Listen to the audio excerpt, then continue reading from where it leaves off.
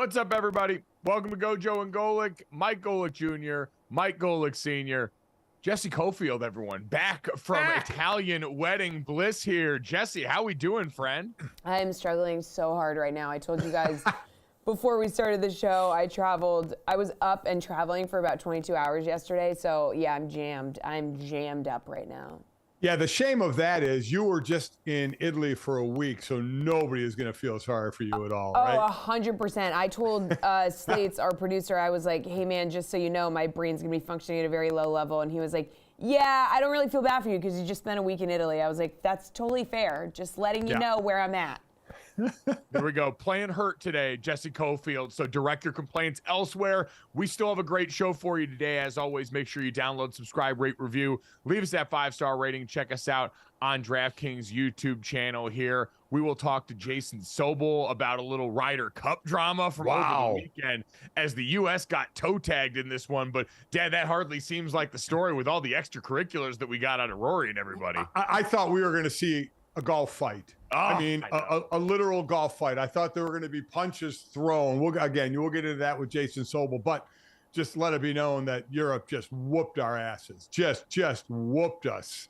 You know, we tried to make it a little closer on Sunday, but we weren't coming back from that deficit. So credit to them. And that was the only thing we had to hang our hat on, for those that watched it and know about Hatgate, was the possibility of some kind of golf fight, which I'm sure would have ended up like a baseball fight anyway. So it's the golfest thing humanly possible, all of it, which is why I can't wait to talk about it. We are brought to you by Wrangler, made for the ride of life. Save 50% on your first Wrangler.com order with promo code GOJO15. And Dad, the ride of life was a wild one last night. Great NFL weekend, great college weekend that we'll get to. I was at Durham for the Notre Dame Duke game that we barely survived, but survival was what was on the line last night. The New York Jets lose in a fashion I don't think any of us were prepared for on Sunday Night Football to the Kansas City Chiefs, Dad. The Chiefs jump out to a 17-0 lead. It looks like it's going to be smooth sailing, the usual that we expect from a Jets team that's been floundering since the Aaron Rodgers injury and from a Chiefs team that's defending Super Bowl champions. And instead, Dad, the question of the night is going to be Zach Wilson, who played out of his damn mind in this game, went unconscious, career high 28 of 39, 245 yards and 2 touchdowns, and looked like Aaron Rodgers during portions of this game. Dad, it's going to be whether this is the version of Zach Wilson that we have unlocked now as a playable character going forward in the NFL season, or if this was an aberration and the Jets wasted his last best shot on a primetime game to potentially knock off the Kansas City Chiefs, because he looked phenomenal right up until that last second fumbled snap that ultimately ends up costing them the game. What did you take away from this performance from the Jets, Dad? I mean, pretty impressive, being down 17-0 in the first quarter. I mean, everything's going Kansas City's way, from, having Taylor Swift and her whole crew up there and Blake Lively and Ryan Reynolds. We'll get to that because I got beef with you on this front, by the way. Okay. All right. I look forward to that. But I mean, they had everything going for them. So really credit the Jets for coming back against, possibly the best team in the AFC. If they have been that way, though. Buffalo may have something to say about that as we'll get into it. But one of the top teams there to come back the way they did I think the best thing that happened for the Jets was the fact that Zach Wilson played so well to give them a little bit of help going forward. But it's such a deadly division with Buffalo and with Miami. It's going to be difficult to do anything, but give them a ton of credit coming back from that one. I mean, down 17-0. Next thing you know, it's 20-20. And Harrison Buckner has to kick a field goal to go up 23-20. And then the Jets are driving, and then you mentioned it. I mean, and that ill-fated just fumbled the snap. Zach Wilson just fumbled the snap, and the Kansas City gets it, and then they get another gift. Somewhat, it's 3rd and long, and it's an interception for the Jets. Michael Carter gets the interception, but there's a holding call on Sauce Gardner, Mike, which I thought was somewhat suspect. I know a lot of people are going to say end of the game. You got to let that stuff go, but as a player, you'd like it to be consistent throughout the game. If you're going to call it early, call it late. If you're not going to call it early, don't call it late.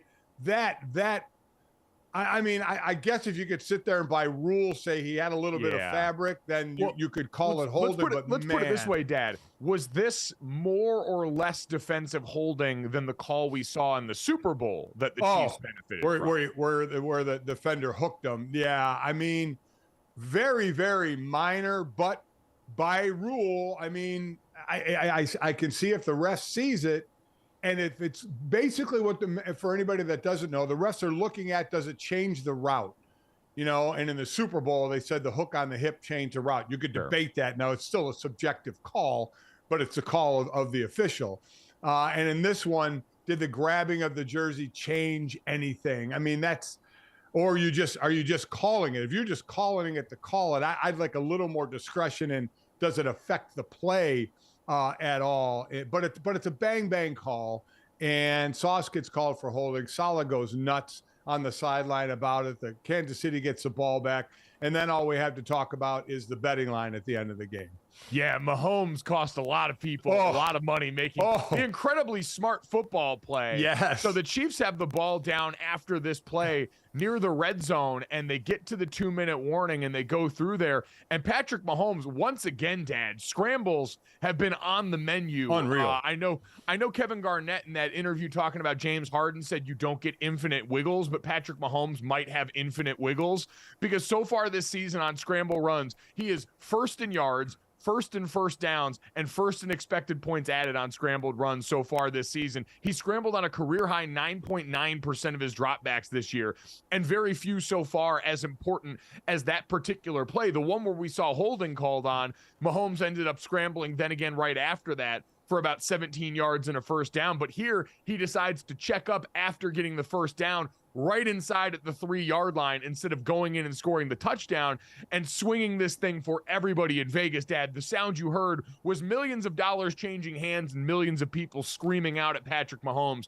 for ruining their day despite making absolutely the 100% advisable football. Yeah, that was the right move to make. And again, the money line started at 9.5 in this one, and so much went on the Jets, it dropped down to 8.5. So they were up 3, do the math. That touchdown would have put them up 9 before the extra point. They would have been up 10.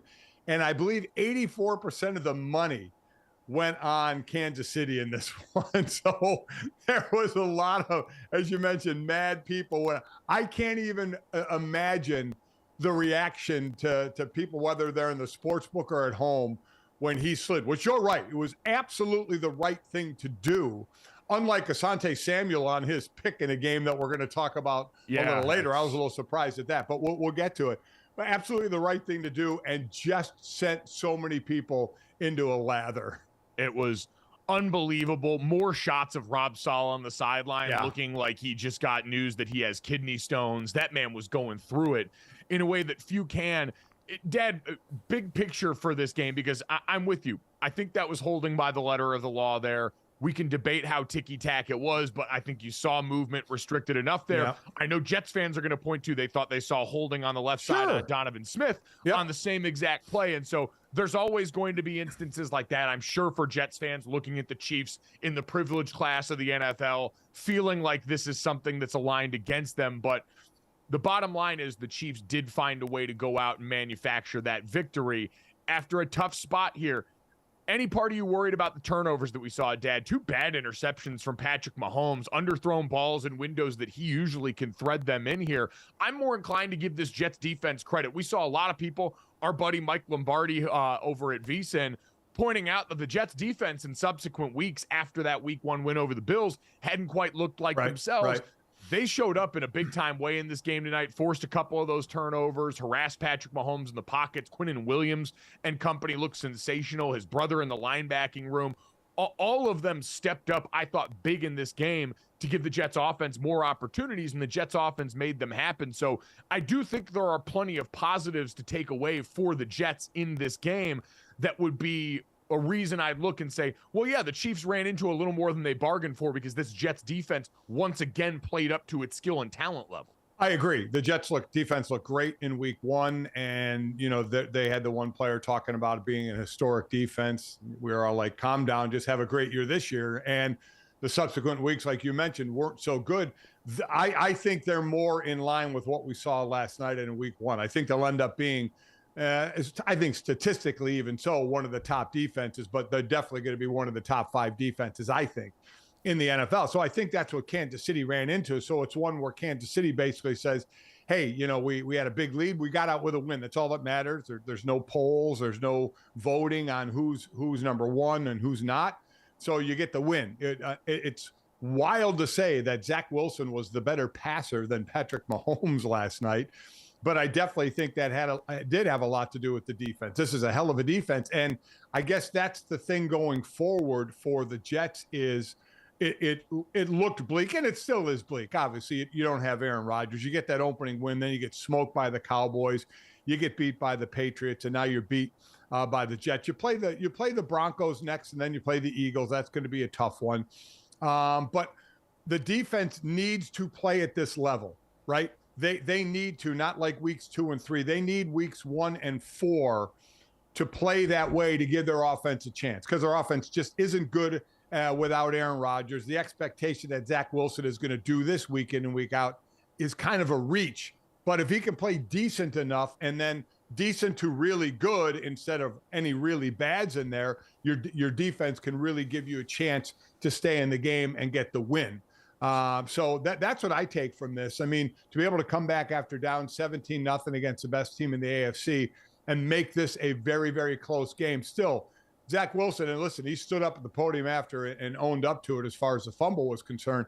That was just, you didn't expect to see that, a fumbled snap. I mean, to just, in a game like this, when you have a chance to either tie or go ahead in this one, was really, really tough. This was Zach at the podium after the game addressing that moment. To be driving right there and to drop a snap, I cannot do that. I lost us that game, and I cannot do that. And I was making it clear to those guys that I need to be better. I need to be better on the little things, the details. It can't happen.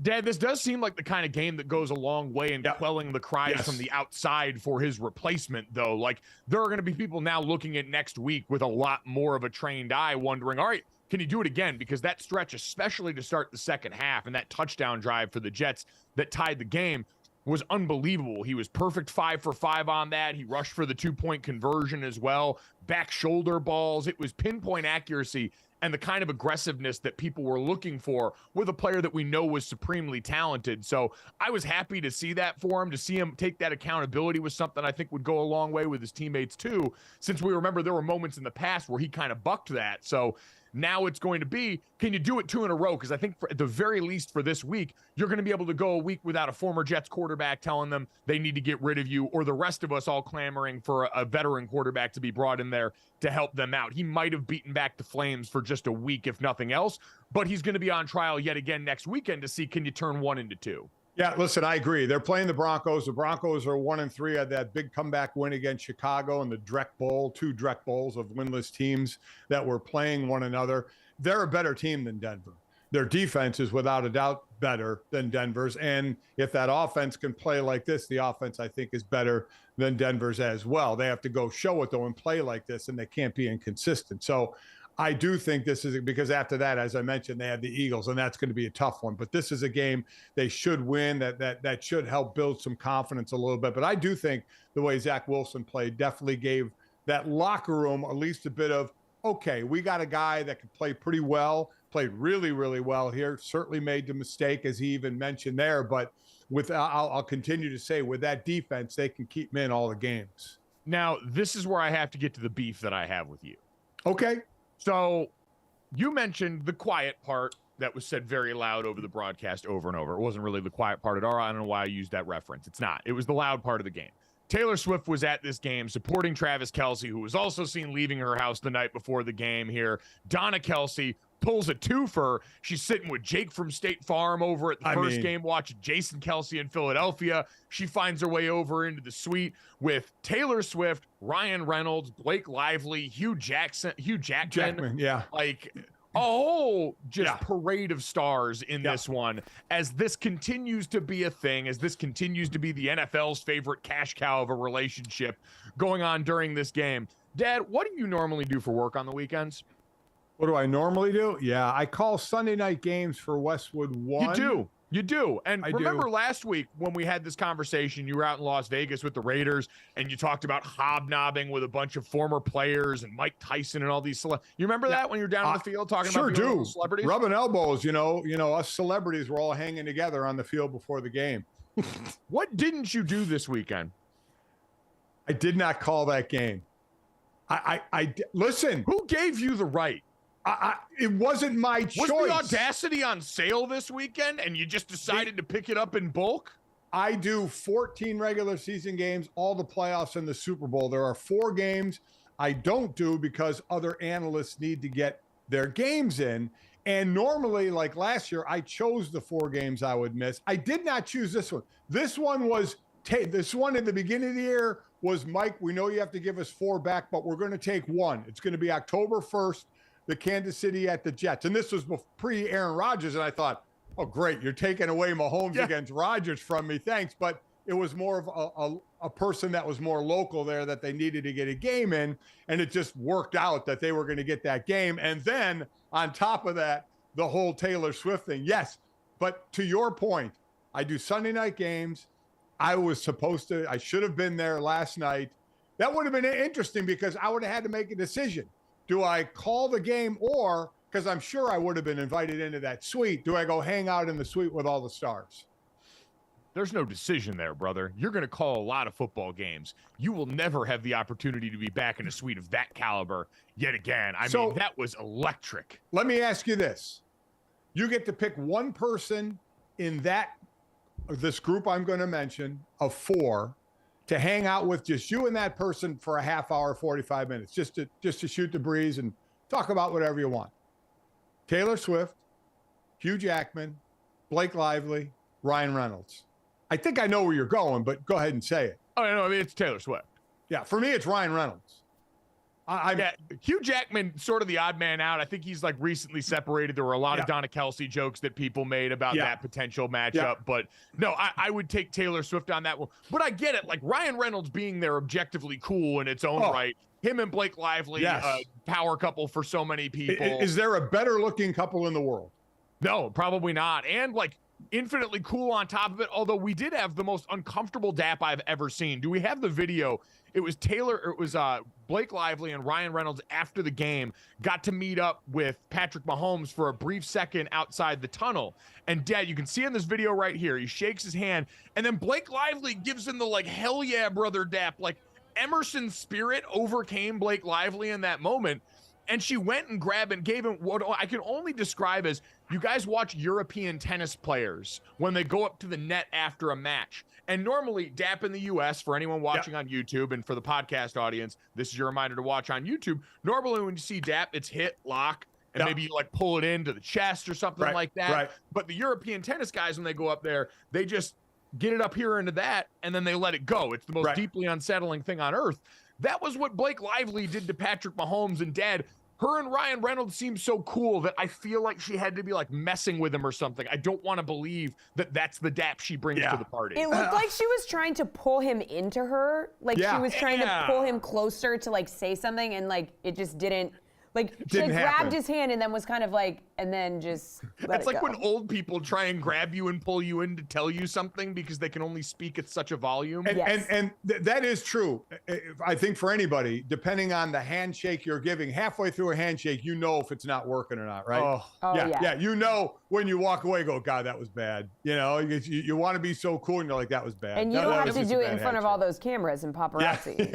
Right. Like the paparazzi just saw you botch awkward white person dap. Like that's the thing, is being a white person approaching a situation where dap is involved. When you mess it up, there's no greater shame. On the back end of that, you've got to wear it. And you know what? The segment is always in those rag mags right at the cash out section at the grocery store. Celebrities, they are just like us. Coming up next, we'll get to Mic'd Up Monday and a new king of the AFC next.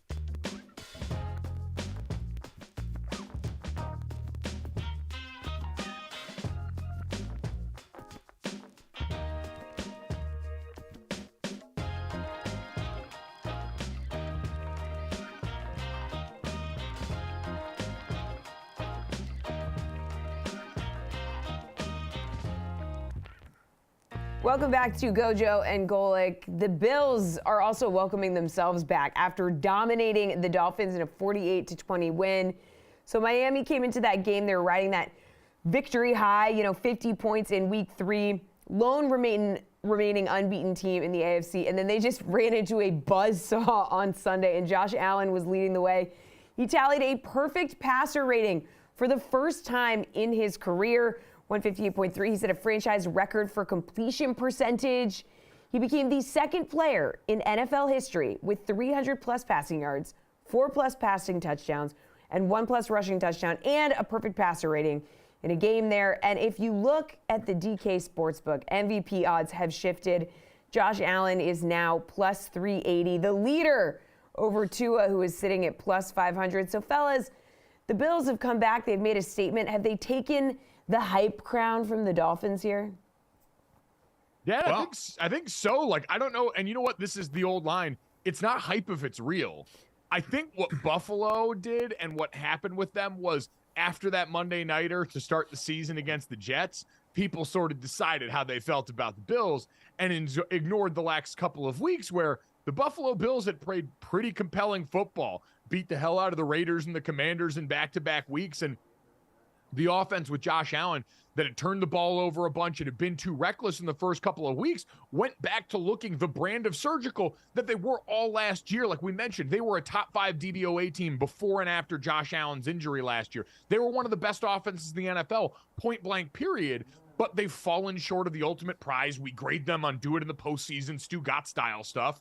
And so people had looked at them as if they were a failure, if the offense had fallen off.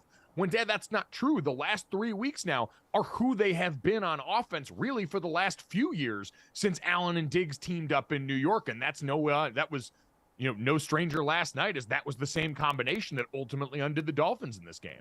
We started talking about, especially Buffalo, after they lost in week 1 to the Jets. You started, and then they destroy the Raiders and they destroy the Commanders. So they started playing better, but you wondered, it was always KC, Cincinnati, which is a whole nother story, and Buffalo was a 3. And we were saying, is Miami invading that 3? And if they're invading the 3, where are they in that 3? And Buffalo said, you know what?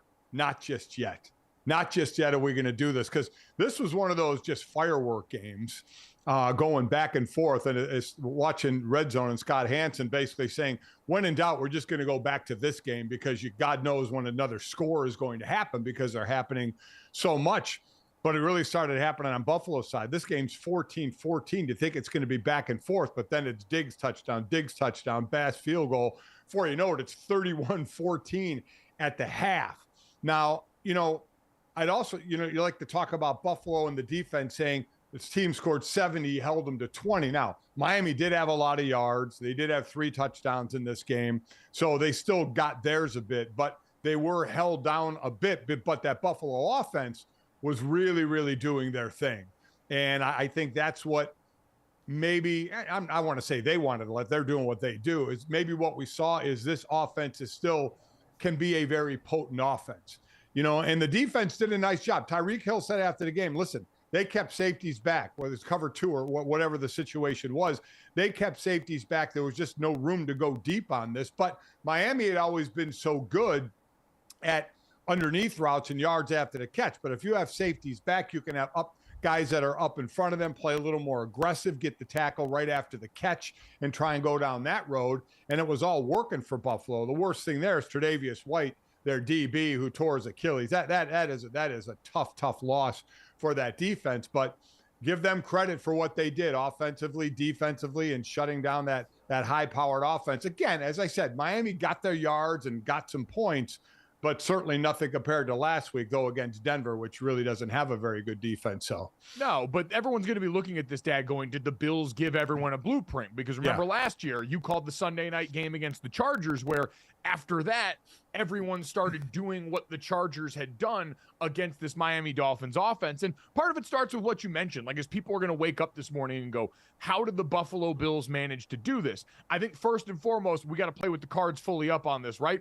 Dolphins, health on offense starting to become a factor with this team here. Connor Williams missing another game with a groin injury. Deshaun Elliott, their safety, also out with a groin injury. Jalen Phillips, their edge, out with an oblique injury. And Dad, Teron Armstead, once again, leaving the game yesterday with a knee injury. So you've got Liam Eichenberg, who started off as a tackle and a guard for you, playing center for the first time in his career the last couple of games. That offensive line that had looked really good against the Denver Broncos all of a sudden banged up and ran into a much tougher challenge in this Buffalo defensive front, especially up the middle when you look at Daquan Jones, Ed Oliver, Leonard Floyd played phenomenally in this game. It was, all right, certainly they walked in a little injured. Like you mentioned, they decided to sit back and take away big plays from this Dolphins offense. And to do that, Dad, and we talk about this change in modern football, right? We've seen it in college league up to the NFL. If you want to sit back and play more quarters, more cover 2, more things that are designed to take away these big plays, what do you need? You need a front seven that's going to be able to get after people without much extra help if you're going to devote all the resources to taking away Tyreek Hill and Jalen Waddle in this passing attack. And that was when that group showed up. Matt Milano and that linebacking group looked sensational. The spine of the defense that we always talk about for the Buffalo Bills was able to go and affect this game and knock Tua off his perch. Like, Tua came into this game getting the ball out faster than any quarterback in football. His time to throw, 2.37 seconds, was number 1 in the NFL. And Dad, you saw him have to hitch and have to go to that second and third option a little more than he was used to. And that turned into sacks for the Buffalo Bills. It turned into turnovers for the Buffalo Bills, which they lead the NFL in right now, and forced the Dolphins into some penalties. Like, all of those things can subvert even the best offense when now all of a sudden you got to get to your next pitch. You're backed up and behind the chains a little bit more, and the other team's taking the ball away. Yeah, you look at this offense, Miami's offense, they'd given up 1 sack coming into this week. Buffalo got 4 sacks, 9 quarterback hits. So to your point, they were messing with Tua. Tua's had a pretty clean pocket to get the ball out, distribute the ball out, and they're going to have to figure out a way if, in fact, we sit there and talk about blueprints, if you're going to play back, which a lot of teams would on Tyreek Hill, to not give him that long ball. But like I said, they can still hurt you with shorter passes. But give credit to the Bills and that defense playing more aggressively, as you mentioned, to the front seven, whether shorter routes or whether getting on a pass rush as well, and what they were able to do. So good matchup. Obviously, we'll see it again. We'll see if it's different. I mean, Miami did run the ball for 142 yards. Achane had a 55-yard run. That dude has been unbelievable. Yeah, 4 touchdowns last week, a couple of touchdowns this week. But this was about the Bills. This was about the Bills and their defense getting after Tua and really kind of mucking up the flow of that Miami offense is what they live by. They have a lot of different weapons, and they have a flow, whether short, whether medium, whether long, of what they can do. And Buffalo really interrupted that pretty well. The other big injury here, because we're talking about for the Bills too, want to give the Bills offense credit because they did a lot in this game of what people have been wondering about them, right, Dad? The change that we've seen Kansas City and the Cincinnati Bengals make of, all right, if teams are going to play back on everyone and try and take away the beat plays, you got to be able to live underneath. The Buffalo Bills stuck to the run game a lot more in this game and got quality yards out of that, including involving the quarterback, Josh Allen, down in the red zone. But Josh got the ball out of his hands quick on a lot of plays. And then when they were going to go deep, Dad, they had one matchup in mind here. Kader Kohu is going to be seeing Stephon Diggs in his sleep for a long time. And that's the spot that Jalen Ramsey was supposed to be in, right? We know this Dolphins defense banged up on the back end too coming into this game, but that was the matchup. If they were going to go deep, it was one-on-one, and it was making Kohu's life a living hell with Stephon Diggs. Yeah, Kohu had been the slot guy, but because Ramsey's out, he had to move to the outside, and that's what you do. You take advantage of matchups, and that's what they did, and it worked to a T. Diggs had 120 yards on 6 catches, and so kudos to them for doing that, and go ahead. I was just going to ask you, Dad, point blank, are the Bills the best team in the NFL now? No, I'm not going to go off one game. I mean, I know that's what we do every time they're a week. We say who's the best team. For this week, they probably were, but I'm not going to hold that overall. And really quick, Damar Hamlin played in this game, inactive the first 3 weeks. So he was active for this one, mostly on special teams, but just incredible to see him back on the field. Yeah, very cool moment. Congratulations to Damar Hamlin. Coming up next, though, let's get to some sound of some less than happy people in the AFC next here on GoJo and Golic.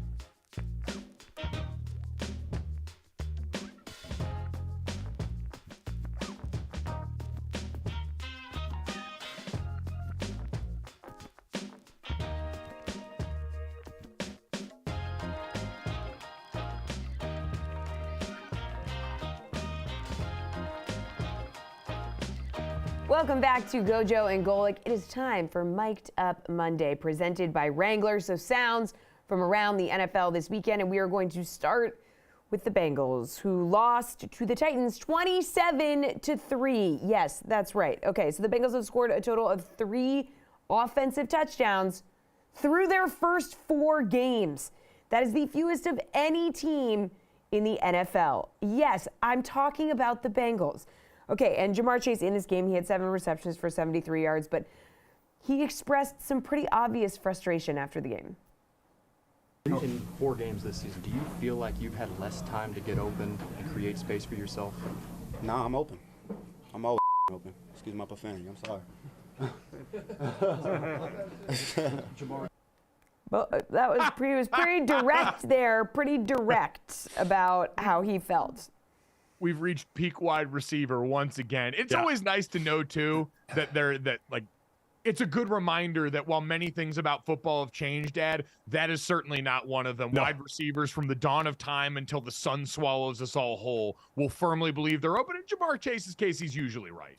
Yeah, he usually is right. But this is a team, remember after the first 2 games, we said, Joe Burrow 1-7 in his first 2 games in his first 4 years. Not a big worry. They'll fix it. I think they're starting to be a big worry.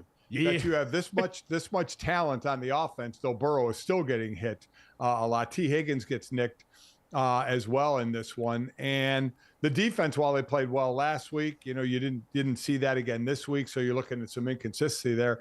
Got to be some worry. Right now, you can get right in the next 2 weeks if you start to play like we think you can play. You have Arizona and Seattle.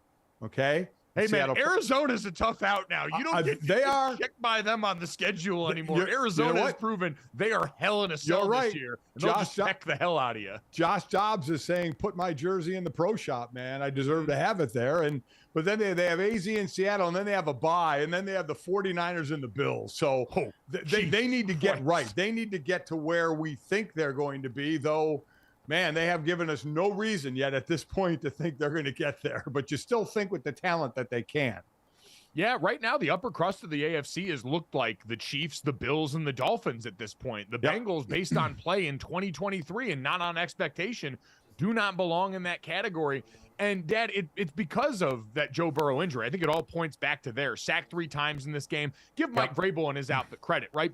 Defensively, that line and Jeffrey Simmons and company, they make life miserable for teams. This Chiefs offensive line, while it's been improved personnel-wise by acquisitions they've made in the last couple off seasons, it's still not going to be confused for a dominant unit in the league. They bet on what teams like the Bills and what teams like the Chiefs bet on, that we've got such a special player at quarterback. Right. He's going to be able to get that bridge from, all right, we've improved them enough, and now we're going to push it over the top. This isn't the Shanahan-McVay coaching tree systems that are going to try and mitigate the offensive line through scheme, that are going to try and give quarterbacks easier opportunities. These teams lean into the fact that they've got an all-timer under center, and so they get to move like that. And, Dad, when that player's compromised, we've seen over and over again, whether it was Mahomes' toe from years ago, Josh Allen's elbow last year to an extent, or now Joe Burrow's calf, especially when it affects the mobility that usually helps his team out.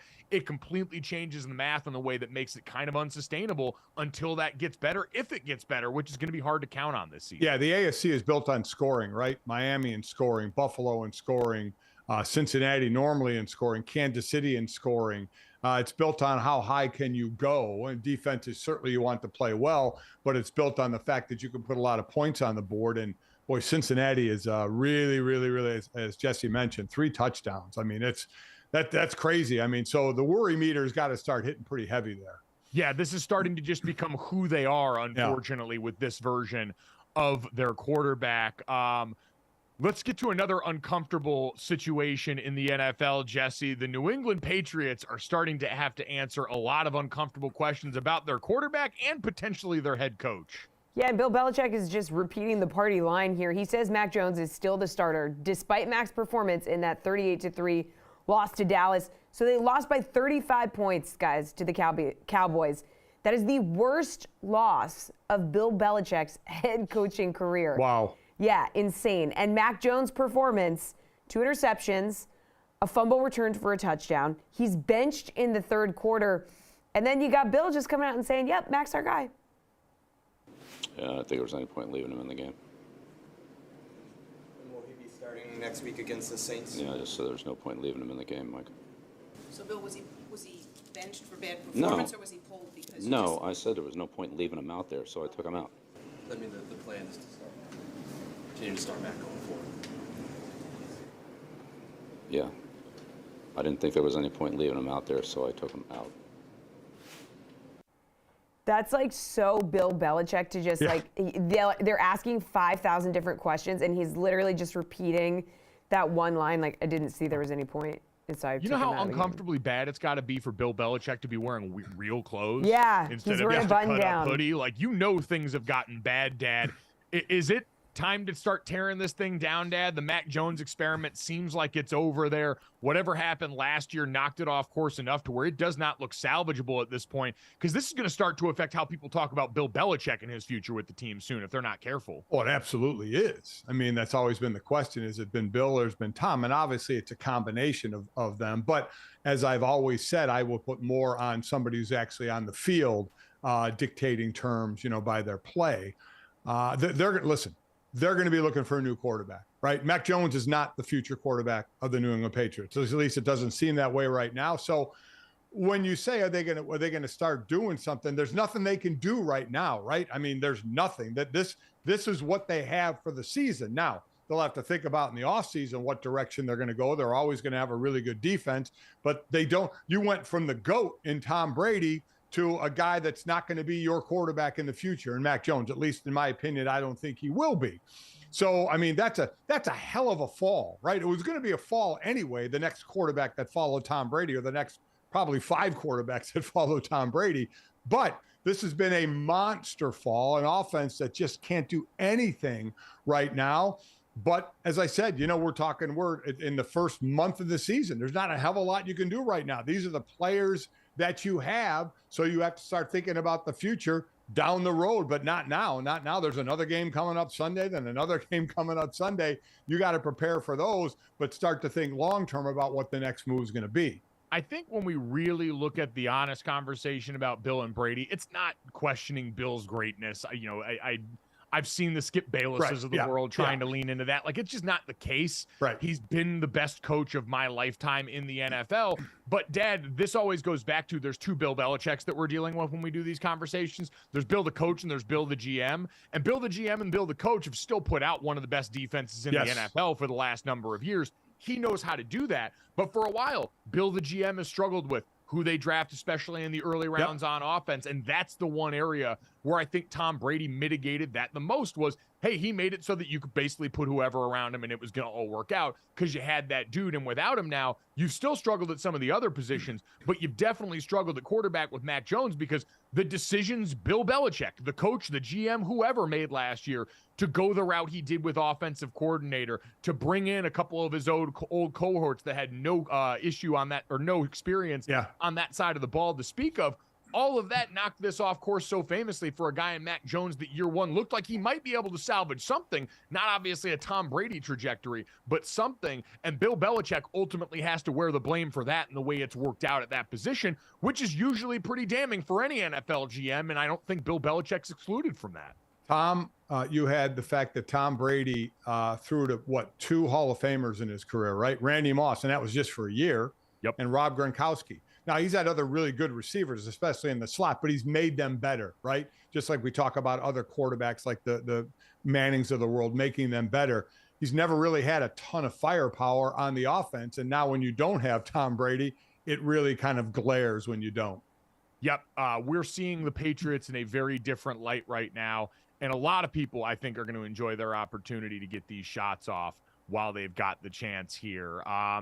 That's going to be an uncomfortable conversation that I don't think goes away because I don't know how much better this Patriots offense is going to get. Oh, it's not. I agree. It's not. I mean, there's nothing you can really do. So all we're going to have to do is lean in really hard to listen to what Bill's saying in his presser because he speaks in a mumble. And watch him dress progressively nicer, apparently. Coming up next, you don't got to lean in to hear anything that happened at the Ryder Cup over the weekend. Let's turn up the volume and look back on a dominant European win next.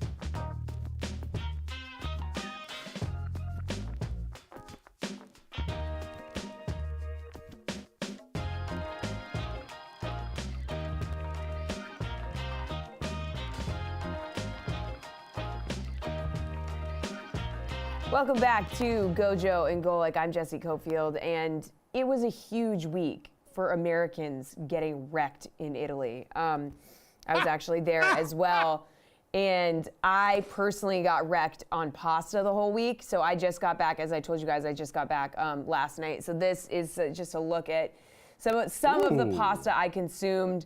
It was one of those pastas. I was at a wedding, and where they have the giant cheese bowl, and they're tossing the pasta in the cheese rind. Oh, man. Yeah. So I was completely wrecked on pasta. Europe won the Ryder Cup, so the Americans got completely wrecked on the golf course in Rome as well. And Jason Sobel, we have Jason Sobel here to get into more details about that with the guys.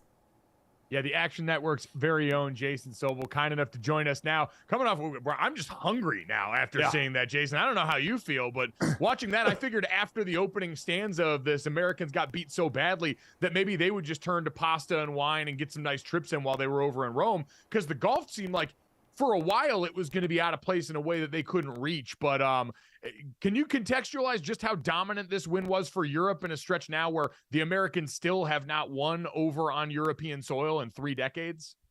Yes, my God. First of all, I'm hungry. I'm tired waking up at 1:30 in the morning for the last 3 days. I'm a little cranky after watching the golf from the Americans, but we'll be okay. We move forward. Look, they say the definition of insanity is doing the same thing over and over and expecting different results. We have sent now 7 different U.S. Ryder Cup teams over to Europe over the last 30 years, and none of them have won. And we've seen teams that had world-class leaders and Hall of Famers like Tom Watson, and we've seen teams that have tried to do something different, the youth movement. Look, at some point you just say there's a massive advantage to the Europeans, first in being at home and having the home crowd and sort of trying to protect their own territory, and secondly, in the fact that they get to set up their own golf course. And I think this is a great lesson, guys, for anyone out there who still scoffs at analytics. Analytics and numbers, we don't need this in the game. That's literally what they're doing. They're setting up the golf course based on the analytics that fit their team. And so Europe looked at it and they said, from 160 yards to about 210 yards, our players are better. Inside 150 with a wedge in their hands, their players are better. Let's set it up for our players. And it works. And it's worked for a long time. So at some point you look at it, you go, I'm an American golf fan. I'm really mad. We need to win one of these things. Quite honestly, this wasn't, and use your favorite superlative, it wasn't the worst, it wasn't the least, it wasn't the biggest, it wasn't anything. It was just the typical loss for the U.S. over in the Europe, because it's been a long time now and they just keep coming. So everybody wants to point a finger somewhere, and I don't know if that does any good when you get your ass whooped like they did. Is there any second guessing anything the captain, Zach Johnson, did? Yeah, I think you can second guess some things. Certainly the captain's picks are probably the biggest thing being second guessed right now. They're second guessed 5 weeks ago, to some people's credit. And a lot of people didn't want Justin Thomas on the team. And I won't put it all on JT. He was 1-2-1. Yeah. He was partnered with Spieth in 3 matches, and Spieth played a lot worse than Justin did. And so I won't put it all on him. Ricky Fowler got sick during the week. He only played 2 matches. He went 0-2. He lost in that crucial clinching match for Europe in singles yesterday. But look, he kind of deserved to be on the team. He played well.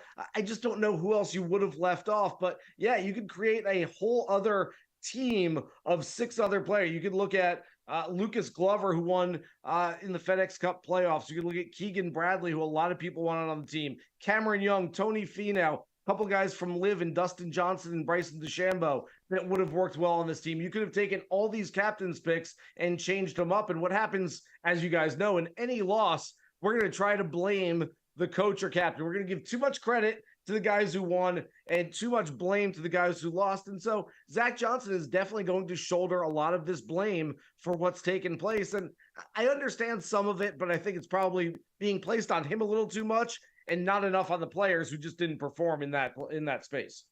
I think for a lot of people, and I think he denied actually saying that he told them to change clubs, but that image of him and Spieth on the tee box at 16, where he's got driver out on a drivable par 4 and he pulls out the 3-wood and puts it into the drink, is kind of what's going to stick with a lot of people there, Jason, as far as their view of Zach Johnson, even if it wasn't exactly him making that play out there. Who did stand out in the positive side? Was there anything the U.S. can take from this going forward and say, oh, well, there's at least this to get excited about from the performances that we saw?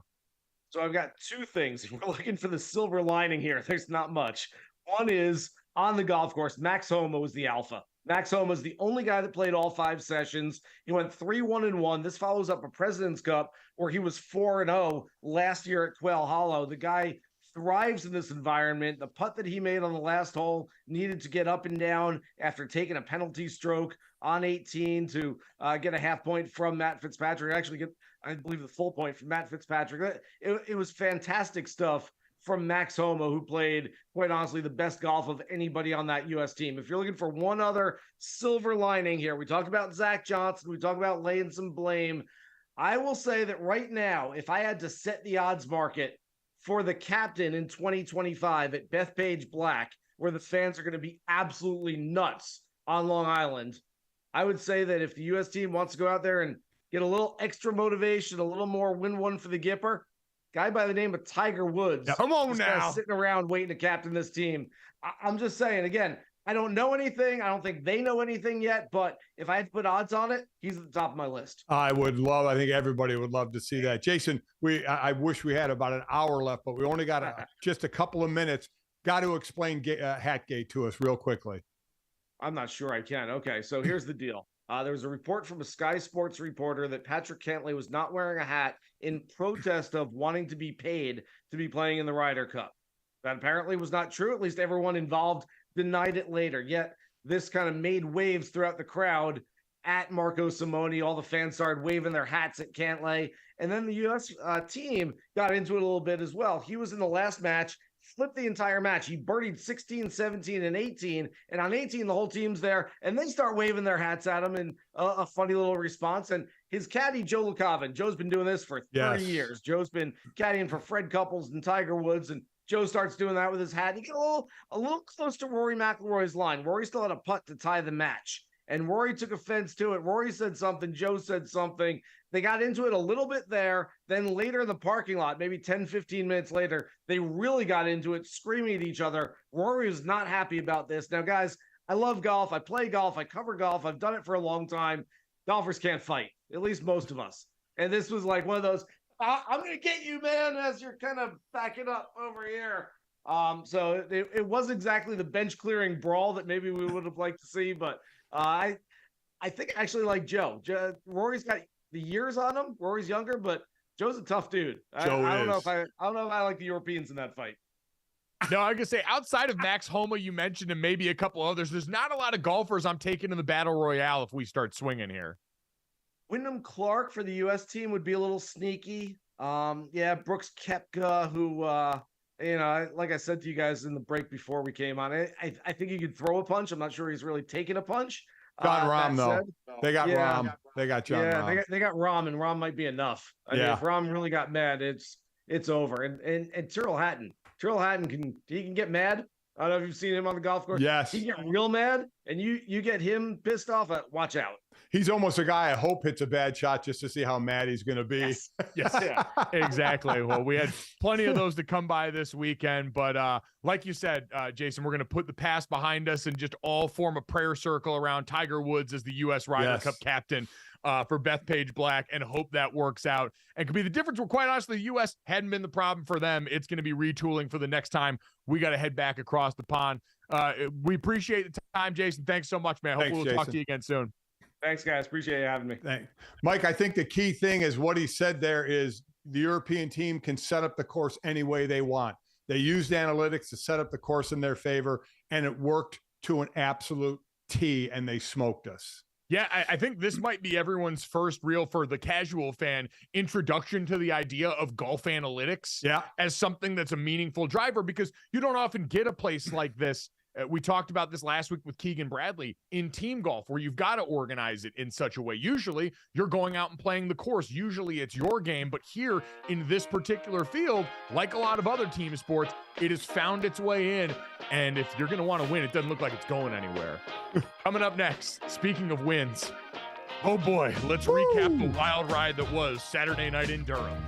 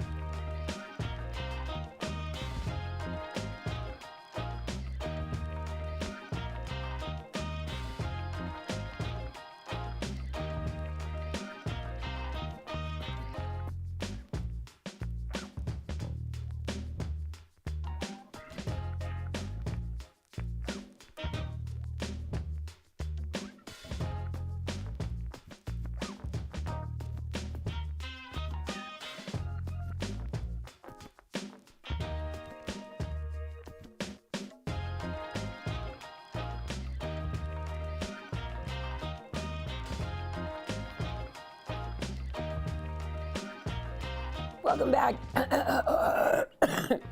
Welcome back. Wow. All right. You know when you Yes. don't talk for like 10 minutes and then it's time to talk and you've been traveling for 22 hours and you're going to die on the air.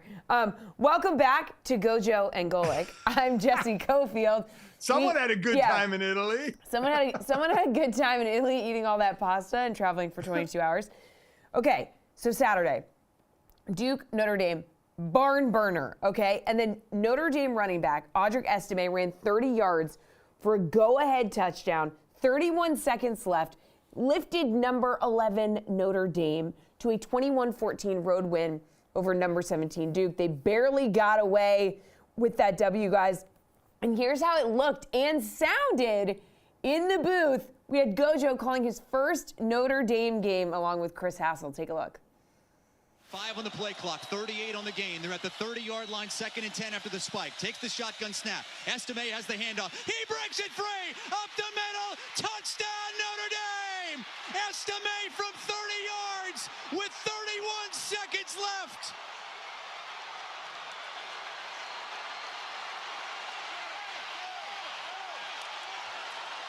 And you see Marcus Freeman right now holding it up. The Irish are going to go for 2. Stunned disbelief there. It was the eye. It was the they call it whale eye with dogs, where their eye is just like poking out of their head in the wrong direction. You couldn't believe it. It was amazing. So the way the booths were set up there, Dad, and it was awesome being down in Durham. What a cool environment they had there, college game day in town. But where I was situated with the booth for national radio, we were on one booth. Right next to us was Notre Dame student radio. And then right on the other side of that was Notre Dame home radio as well. And so I looked down through the glass and just saw all of them reacting. And my brain short-circuited in that moment where, Dad, the entirety of that game, basically, had been Notre Dame sitting on a knife's edge. They go into the halftime locker room up 10-0 in a game that they had to pull out all the stops for. You had a fake punt called on the first drive that ultimately led to Notre Dame points. You had an interception by the Notre Dame defense and Xavier Watts, their safety, that led to the field goal. But besides that, Dad, an ugly first half dominated by defenses. You had 3 missed field goals in total, 2 by Duke and 1 by Notre Dame in this game. And in the second half, it was all Duke. Yeah. Like Duke thoroughly was outplaying Notre Dame in the second half of that game, looked like the better team for that entire stanza as they took that lead at home. And Dad, as chaotic a last minute and 15 seconds as I've ever been a part of, watching Sam Hartman lead that game-winning drive and the 4th and 17 scramble for a first down that will likely be in the Sam Hartman folklore now and forevermore. Yeah, that was, I was going to say it. The reason they brought Sam Hartman to Notre Dame was to pass our team back into games. And this time he did it running, which is something he doesn't do a whole lot. But you got to give Duke a ton of credit in this one. You mentioned 10-0 at half. Notre Dame made it 13-0 with the first score in the third quarter of a field goal. And then you're right, it was all Duke. Riley Leonard, the quarterback for Duke, not known for his passing. And again, he was 12 of 27 for 134 yards. But he is a great running quarterback. I think you had the stat in the game, Mike. He's led all quarterbacks in FBS with over 8 yards a carry. And they started using him more in the second half, and he was deadly as a runner. I mean, absolutely deadly as a runner. And kudos to that Duke defense, especially up front. In our areas of expertise, Mike, me as a D lineman, you as an O lineman, Duke owned the line of scrimmage. Duke, for a Notre Dame offensive line that was really feeling itself and playing really well, Duke took it to him. I mean, run, pass, pressure on Sam Hartman, everything. It was all Duke. So give them all the credit in the world. But when we're down, Notre Dame's down 14-13, that is the reason Sam Hartman was brought in. And we start that last drive on our own 5-yard line and then get a penalty to boot. So it knocks it back to the 2.5-yard line. And then, as you mentioned, what was it, a 4th and 16, 17, whatever it was, Sam Hartman rolls right, and he is looking to throw the ball. He does not want to run. No. He is staying behind the line of scrimmage to find someone. Finally, he takes off, and I'm thinking, oh, my God, he waited too long. The defense is going to come up, but there was space for him. And that last 5 yards where there was a couple defenders going to be in the area, you knew he was going to get it because he had so much momentum going forward. And then the Estime touchdown run after that.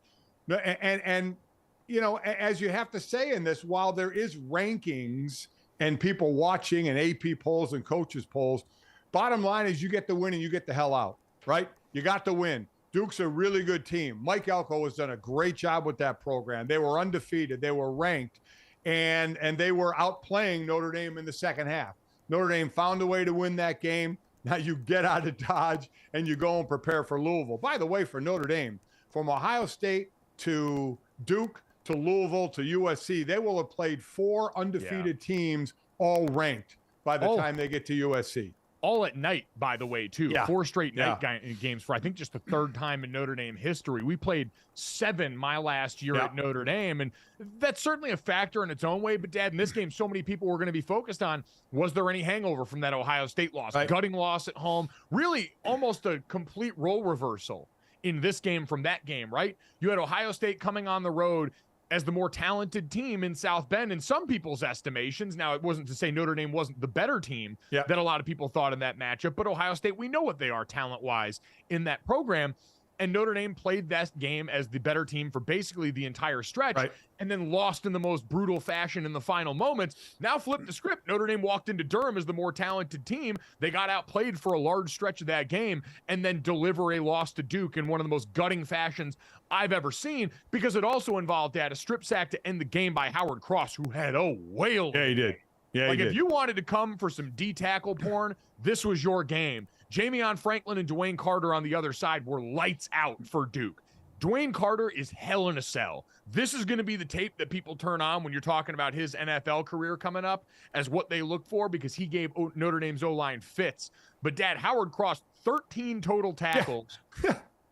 I think multiple tackles for loss. And he's a nose tackle, by the way, gang. Yes, he's a 6'1" D tackle, an undersized dude who was an absolute rocket that game, and then had the strip sack to seal the game where Duke had 31 seconds and a pair of timeouts on the final drive, but also unfortunately got rolled into Riley Leonard's legs.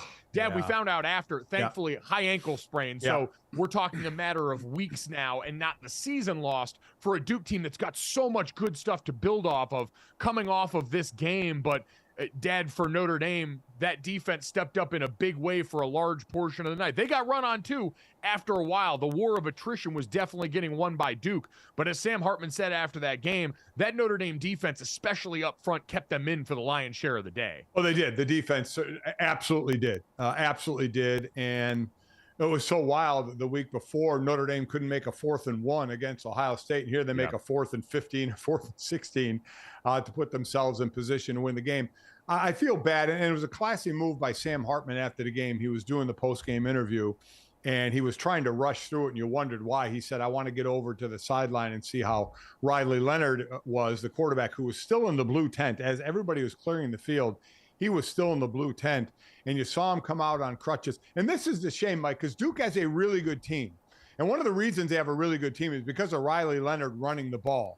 Now, they were undefeated going into this game, and by the way, playing Notre Dame is not a conference game, even though Notre Dame is in conference games in all the other sports, not football. So Duke still, from the ACC side of it, was right where they wanted to be. Now they're not going to have their best player for at least a few weeks, and that's going to hurt them. They have North Carolina State, they have Florida State, they have Louisville coming up in their next few games. Wake Forest, if you want to go 4 games, if you think he's going to miss that many. But that's a tough blow to a team who still, even with this loss, was looking to battle in the ACC. Yeah, you had a really nice quartet of teams near the top of the ACC. We know they had already beaten Clemson, but Florida State, Miami, North Carolina, this Duke team could have made for a really fun and still might make for a really fun stretch. But you're right, it was insult to injury at the end of that game in a way that was a bummer. Cool move by Sam to go over there and do that for them. So, Dad, Duke is going to have that to contend with coming off of this game, where I still think the program's on a real upward trajectory. We were with our stats guy, was a Duke lifer, had been around there, had been an SID there for a while, and said the things you saw in that game, Duke students showing up early, running down into the stands, the stuff normally reserved for Cameron and the basketball team that popped in here, that's stuff that Mike Elko can build on. He's done a great job in building that program, and this is only going to help that, but that's a kind of win that could have been a program springboard that now they're going to have to search for yet again. For Notre Dame, they come off this one still with a lot of questions that have to get answered. It's the old line. You get to correct those mistakes from a win. But, Dad, coming off that Ohio State game, 12 penalties, and most of them procedural before the game. Snap infractions, defensive players lining up offsides, the kind of mental errors that the head coach is going to have to wear, Dad. Marcus Freeman is going to get more people looking at him coming off of that. As he said after the game, he was proud of how this team fought, proud of how they loved each other. And those things can all be true. But those kinds of penalty performances, the offense looking as stifled as it did, and I get it. You were down two receivers in Jaden Greathouse and Jaden Thomas, who had been big-time guys for you there.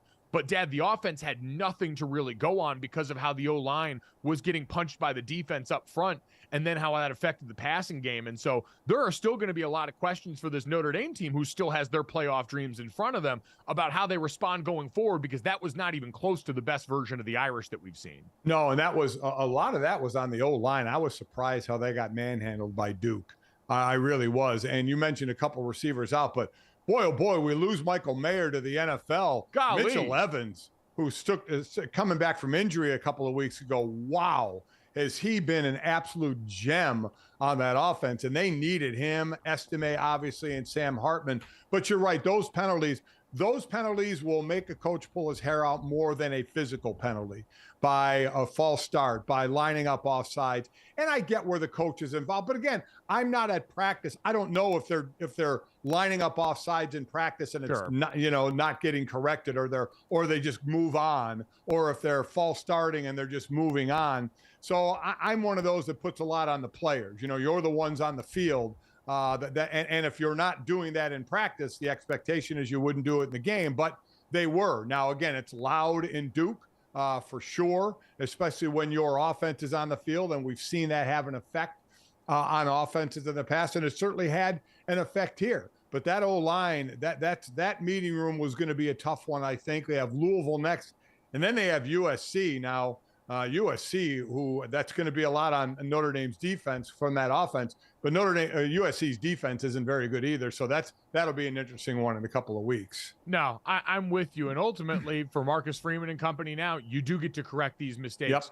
From the standpoint of a win. You still have all this available. And if there was any hangover, and I know they're saying there's not, but if there was, now you got through it. You got cage rattled a little bit, and Sam Hartman did the thing that he came here to do, what you brought him in here to do, which is lift you through some of these moments with the benefit of all his experience. That was his 51st start as a college football quarterback this weekend. And in those big-time moments, you saw that. You saw the benefit of all that, and now you get on the other side clean. I'd expect a lot of this to get cleaned up, and I'd expect a very different Notre Dame team heading on the road to take on Louisville next week in another primetime game. But, Dad, let's get to, and Jesse, let's get to that Colorado team that you just, or excuse me, that USC team you just talked about. Get where I'm going here.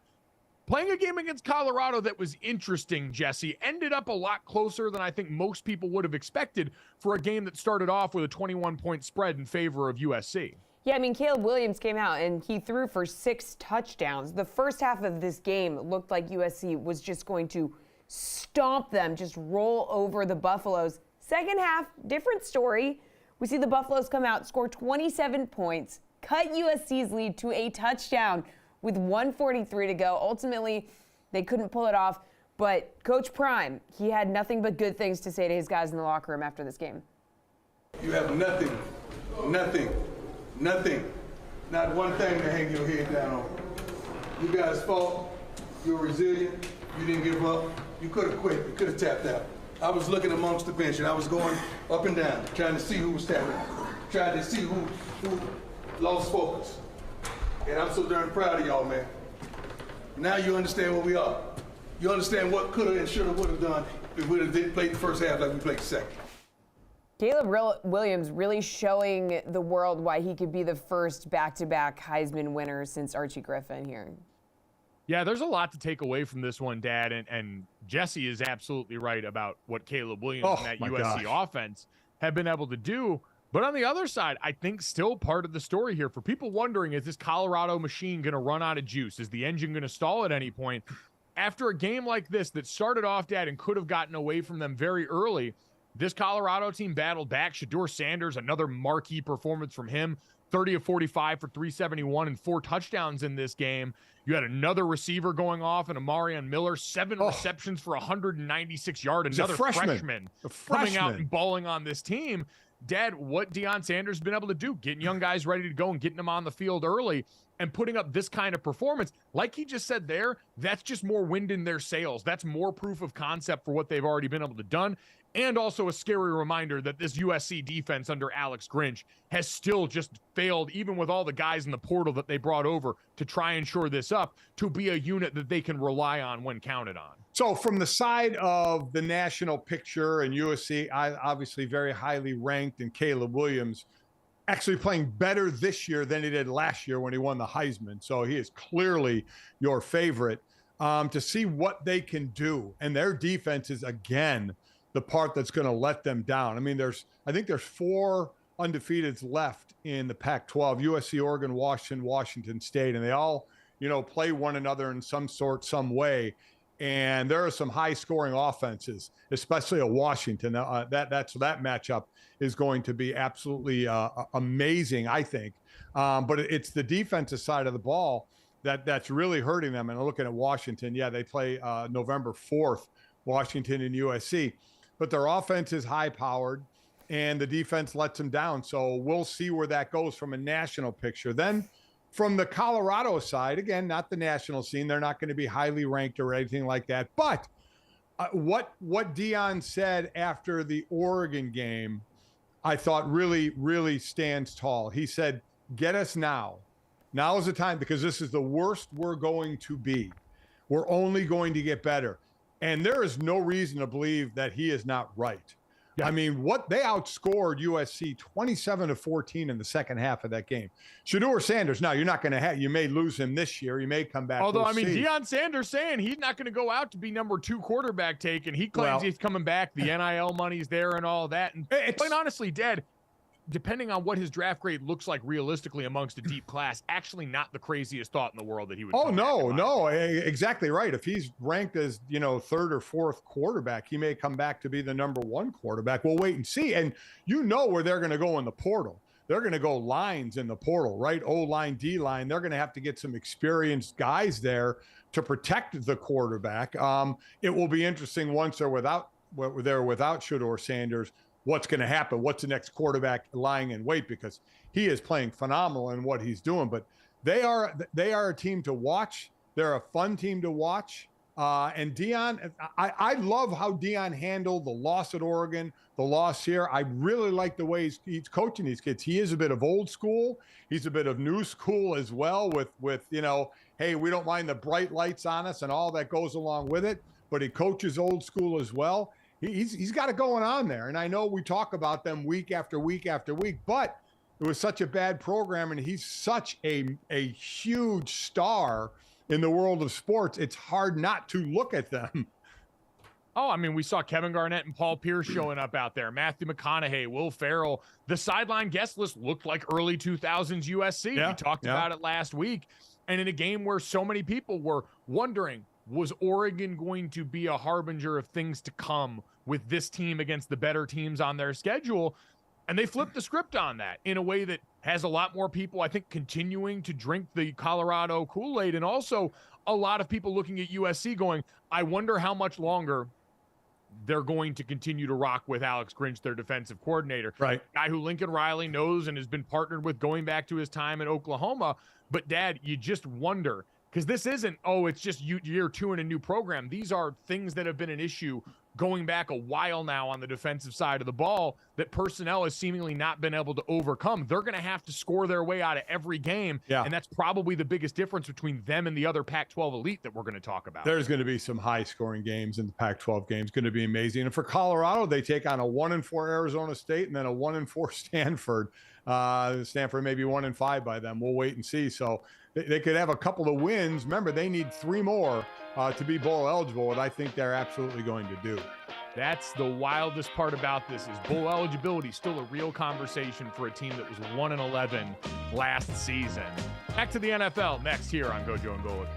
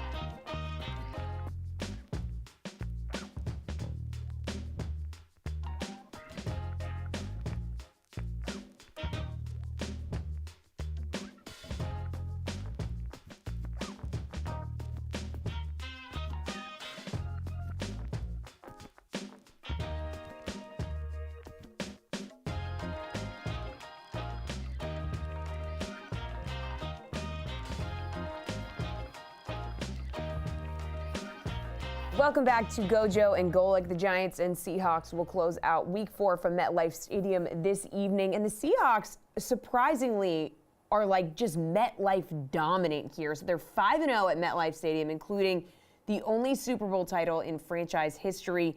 3 of the 5 wins have come against the Giants. They are 28-12 all time on Monday night as well, a 700 win percentage. Guys, that is the best of any team.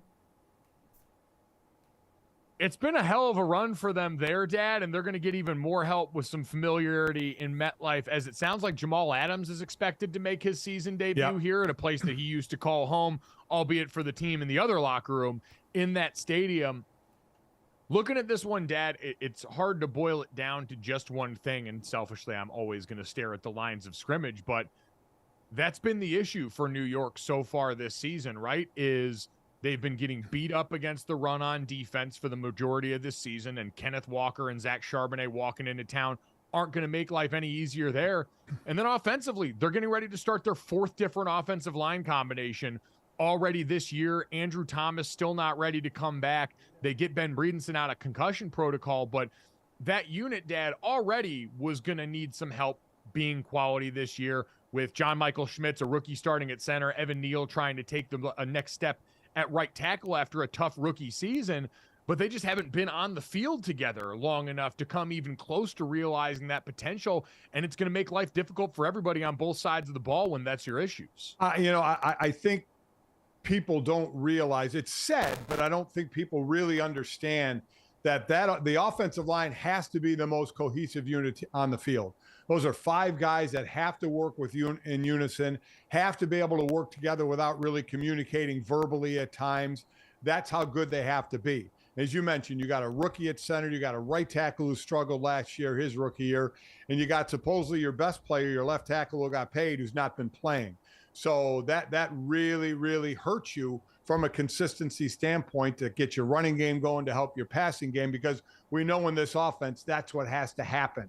And with Saquon Barkley still, gimped up the way he is, Breida is the guy carrying the ball, but this needs to be an evenly paced offense, running and passing. It's tough for them to live just on one over the other. If they were to live on just one, and that's if Saquon was healthy, it would be more the run or hit him with swing passes the way they did last year. But they just don't have the ability to do that right now. So I think it's going to be tough for them. I think obviously a lot was expected out of them, and I called that first game when they got blanked 40-0 against Dallas. That left just a horrible taste in everybody's mouth. I still don't know if they know who they are right now, because they have been hit with the injury bug early on at some really key positions to try and get any kind of continuity. Yeah, it has been brutal for a team that was already, and we've talked about this with the Minnesota Vikings, right? Doomed for regression because of what your record was in one-score games last year. For Minnesota, it's been compounded by them turning the ball over so much in a way that also does not seem sustainable on their side. That seems like it's going to level set at some point. Unfortunately for the Giants here, their problems do seem a little bit more baked in, and especially because of injury. And we talked about this with the games from this weekend, right? You look at a team like the Miami Dolphins, you can be humming on all cylinders, but then you have a few poorly timed injuries in the right places, and all of a sudden in this league, especially across the lines of scrimmage, there's just not that kind of quality depth for all of these groups involved here now. And Dad, for Seattle on their side, they came in under the burden of expectations of last year, being a team that took that step under Geno Smith that most people didn't anticipate. In the wake of losing Russell Wilson, they responded strong, and now they play in a division that, based on what we've seen from the Los Angeles Rams early and who we know the 49ers are, in an NFC all of a sudden looks like a compelling case for a 3-playoff team in that division inside a conference in the expanded playoffs that's also the weaker side of the NFL. Yeah, I don't think any of us saw what was going on with the Rams, right? I mean, no. I do not. Puka, again, who knew we'd be talking about a Puka, right? With 39 catches. And not just talking about him, but talking about him as one of the best receivers in the early NFL season, leading in a variety of categories and being targeted more. He's getting targeted like prime Calvin Johnson right now, for God's sake. I mean, it is absolutely amazing. And remember, this is a team that has Cooper Kupp, who has the injury to his hamstring, and I don't know when that's going to be or how that's going to be around. And I'm just saying his first name for people that don't know. Puka Nacua is his name. He's been targeted 52 times and has 39 receptions, averaging almost 13 yards per. It has been amazing. And this team has been a surprise. So I agree with you. And what we thought was San Francisco, then drop down at Seattle, then drop down at the Rams, then drop way down at Arizona. As you mentioned before, Arizona's not making any kind of playoff run, but they're going to be a tough out for teams. They are playing teams a lot tougher than I thought they were going to do. And we heard also Kyler Murray is staying on the PUP list, so it's still going to be a few weeks before he plays. So we don't know where that quarterback situation's going at the end of this year.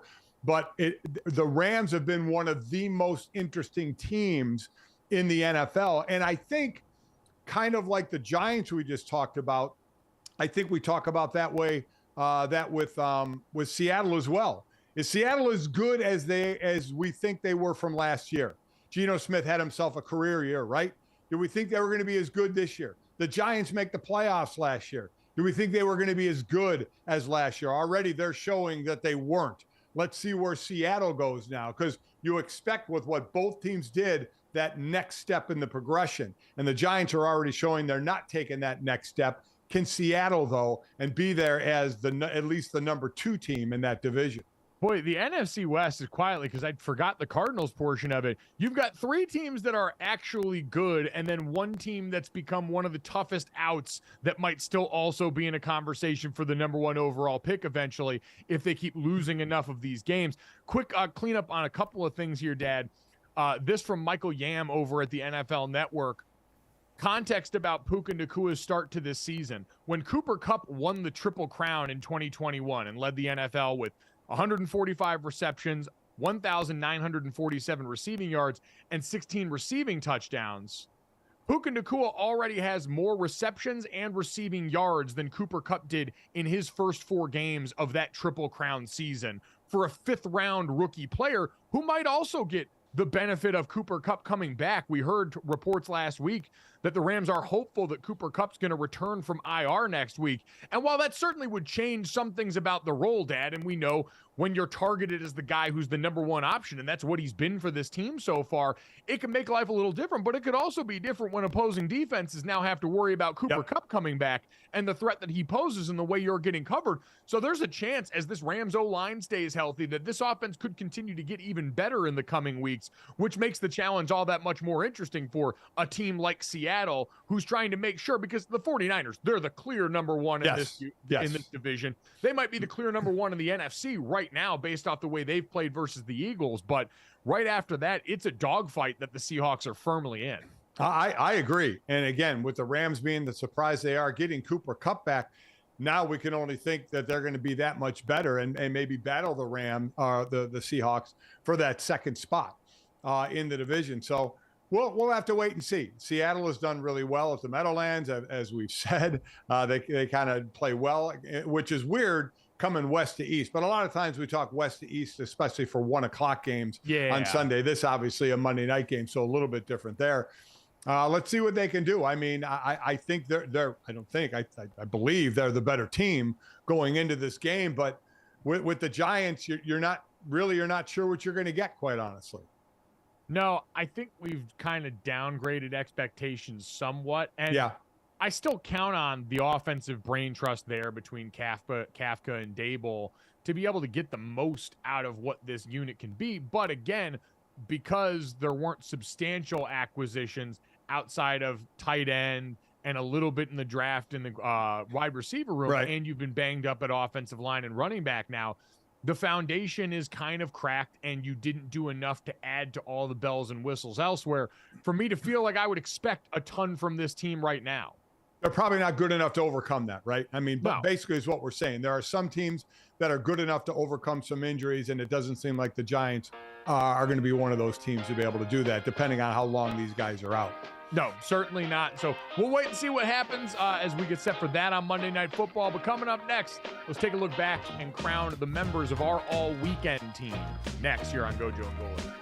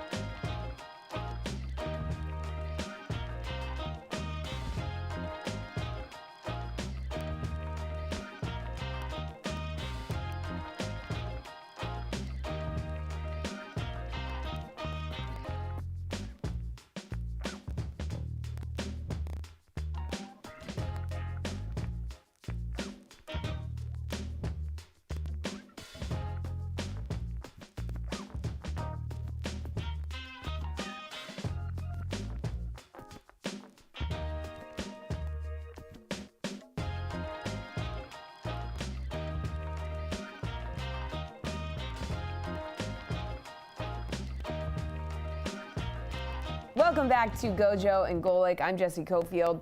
It is time to do our weekend roundup for the guys' all weekend teams. And as we mentioned, I've been in Italy for a week, and obviously I've been doing a lot during this show. So I figure I'll just toss it over to them, let them talk for a little bit, and I'll just sit here. Yeah, Jesse, you can go take a nap, take a little rest or something right now. It's that time to nestle in here, Dad. The all-weekend team coming off every weekend, like to go out here and give some people the respect that showed out here. We'll go honorable mention, second team, and first team all weekend. And I want to start, Dad, my honorable mention all-weekend team member, true weekend warrior Jeff Darlington, ESPN NFL insider, great reporter over there for them. We saw last week, Dad, that Dolphins fan family that took a shot for every touchdown that the Dolphins scored. Yes. Well, Jeff Darlington decided to try and play that idea forward a little bit. Jeff was delayed in Buffalo's airport after covering the Bills win over the Dolphins. And so him and a bunch of fans decided to make the most of it. He said they were going to drink every time they showed Taylor Swift on Sunday Night Football, and that he was going to buy shots for the entire bar every fifth time they showed her. Now, I think the final count, Dad, was 17 shots of Taylor Swift during that game. And Jeff's follow-up tweet really showed and embodied just how far this went. Because a lot of people were obviously worried about what that could mean. We knew that everybody in the NFL was going to milk this situation for all it was worth. And Jeff Darlington said, and now we're delayed again because a guy puked when he boarded the plane. Oh. Not kidding. My bad. ? Yeah, Jeff, I think you got to wear that one because it sounds like you fueled that disaster that now kept that plane from moving even further. So honorable mention all weekend team goes to Jeff Darlington, party man himself, for facilitating a good time during the delay. That's a good one. That's a good one. To get someone to, have to puke and rally is always an interesting thing to do. Mine, and because it was a big thing, the Ryder Cup is a big thing. I'll say that, but because we didn't win, I'll only give Europe honorable mention, but I got to give it to them. I mean, they beat us 16.5 to 11.5. And they smoked us. And as we heard Jason Sobel come on, and we talked to Keegan Bradley last week, I mean, analytics has become such a big part of golf now as well. And the Europeans were able to set up the golf course to their favor, and more power to them. More power to them to be able to do that. I'd like it one year if Americans or Europeans are much better at putting, to 1 year set it up as a putt-putt course and just do the Ryder Cup as a putt-putt course. How cool would that be? I mean, windmills. It'd be great for us if you wanted us on the Ryder Cup team. Yeah, Hell yeah. Yeah, exactly. Alligator mouth opening, windmill, the whole thing, the whole ball and wax, do that. But I got to give it to the European team. They smoked us. I don't know what would have happened in a free-for-all fight. if that broke out because of Hatgate, which was one of the more ridiculous things I've seen in a while. To see golfers really mad and upset. Really one, Rory McIlroy. The other being the caddy in La Cava, which was absolute money to watch. But I have to give them the honorable mention. Again, if USA had won this, they would be getting my first team. But I'll give Europe honorable mention because they did take us behind the woodshed. If they do go to the putt-putt version of this, that just means the broadcast team has to be Rob Riggle and Joe Tess. It's got to be the Holy Moly broadcast team on this. Yep, it's exactly right. Has to do it. That'd be awesome. Right. That'd be incredible. If anyone takes that idea, that's our intellectual property, and we will sue you. Let's get to the second team of the all-weekend team. Mine, Dad, and this selfish little plug here, as we played the audio before from College Football Saturday Night, powered by Learfield, where myself and Chris Hassel were on the call for the Notre Dame and Duke game on national radio.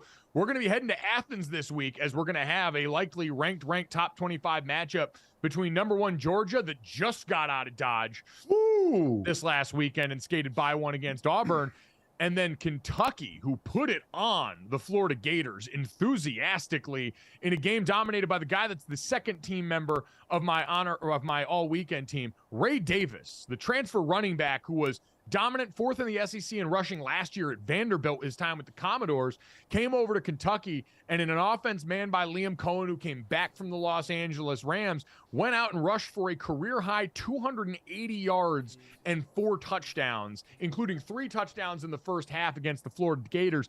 Dad, my biggest beef here is Ray Davis was 19 yards shy of the Kentucky single-game school rushing record when Mark Stoops took him out of the game.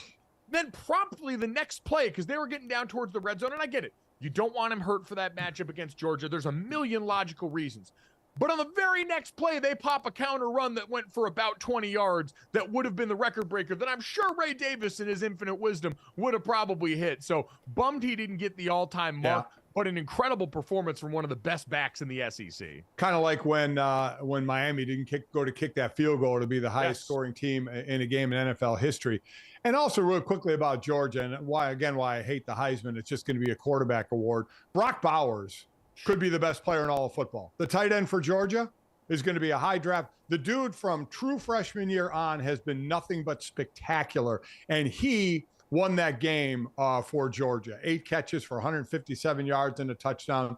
Dude is unbelievable and should be getting some recognition, but it's a quarterback award, so Stole the Mackey last year from Michael Mayer, but it's fine. Yeah, I know. I thought Mayer should have got that one last year. I agree with you on that. My second team is going to be a matchup. 2 teams that got to the finals is going to be in the WNBA, the Aces and the Liberty.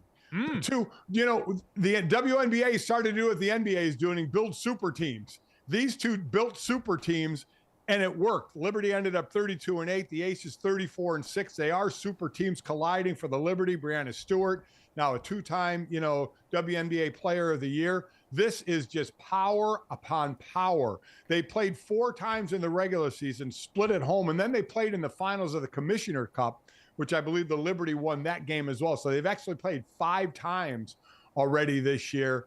But as I mentioned, in the regular season, the home teams won. The Aces are the number 1 seed in this best of 5, so they'll get the extra one at home should it go down that road. But this were 2 teams were built to be super teams, and it actually came to fruition. It worked out to where they are the 2 best teams, and the 2 best teams actually reached the final. So I give them their kudos. Yeah, no, it absolutely. It's nice when a good plan works out, and these 2 Titans have been on a collision course since the beginning of the season. And now we're going to get it. And to your point, we've seen it multiple times. The WNBA has gotten everything out of this matchup and this pairing that they could have hoped for coming on down to this. So very excited to check that out. Get your popcorn ready. Hope the shot clock operator took the heart medication, et cetera, because this is going to be an absolute barn burner. Dad, let's get to first team here. Easy one for me. Sam Hartman. Like, I cannot stress enough. And I think with the benefit of time, it was so shocking in the moment to watch what transpired happen. What a wild swing in that minute 15 as you went from Notre Dame down, backed up in the shadow of their own end zone, to Audric Estime scampering for a touchdown after a tough day on the ground, but all of that made possible by Sam Hartman and a gutty performance under center where he had gotten hit a fair amount and instead scampers for one of the most important fourth downs in recent Notre Dame history and keeps their season hopes alive. Him and Marcus Freeman are building something special right now, and they managed to find a way, the same way Ohio State did the week before against them. Notre Dame did on the road in a tough environment against a tough opponent, and their quarterback's a huge reason why. Hell yeah, Sam. Hell yeah. So let's hope they regroup from their mistakes and do well against Louisville next week. We will wait and see. My first teamer goes to Christian McCaffrey. I mean, they smoked the Cardinals 35-16, though the Cardinals hung around for a little bit in this one. He had 4 touchdowns, 3 rushing, 1 receiving. So at this point, he scored a touchdown for the 13th straight game in a 49ers uniform. He's been there for like a day. It breaks an all-time franchise record held by Jerry Rice. He already broke Jerry Rice's record, 13 games with a touchdown in each game. Plus, he's 3rd in NFL history with 600 scrimmage yards and 7 scrimmage TDs through the first 4 games of the season. He joins Emmitt Smith and Jim Brown. Jim Brown, who did it twice. I mean, the dude is unbelievable, and he has brought the trade back to the NFL to say, man, it can work if you can make a move before the trade deadline. Man, one of the biggest in recent memory. Dad, he currently sits, according to DraftKings Sportsbook, with the 7th best MVP odds right now. He's actually 1 spot ahead of his quarterback in Brock Purdy, who's got the 8th best odds at this point. And I think this year, Dad, could be an interesting one to talk about non-quarterbacks, because with him and with Tyreek Hill, you've got 2 big-name players, a part of some of the best offenses in the sport. Coming up next, let's talk a little bit of NBA and this, that, and the third.